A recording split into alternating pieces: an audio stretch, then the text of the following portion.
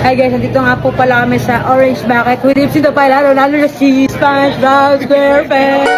Kakain kami ng kas na SpongeBob. Who lives in a pineapple under the sea?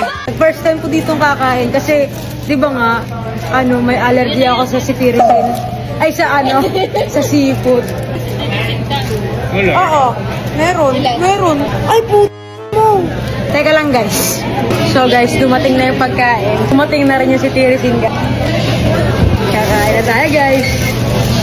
Sansa na pag makikita nyo ito ng gabi ha, hindi ko sinasadyang gabi nyo papapanood at gabi kayo nanonood, okay? Hanin.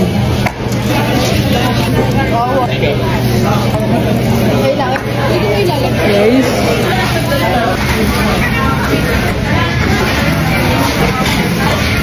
Scallops. Ito tahong guys. Sir, ngayon pala ako magla-lobster eh.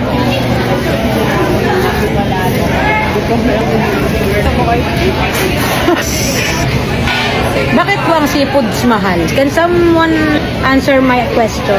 Ganun pala. So kapag mahirap hulihin, mahal. May kilala ako mahirap hulihin eh. Pero sabi mahal daw. Kambal yung scallop! Kambal yung scallop! Kambal!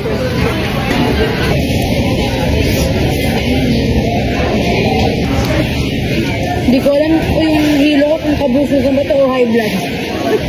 Help na ako. Nakaramdamin mo hindi kaya. Guys, yun lang muna pala yung vlog ko. Balitaan ko na lang kayo sa next vlog. Bye bye guys!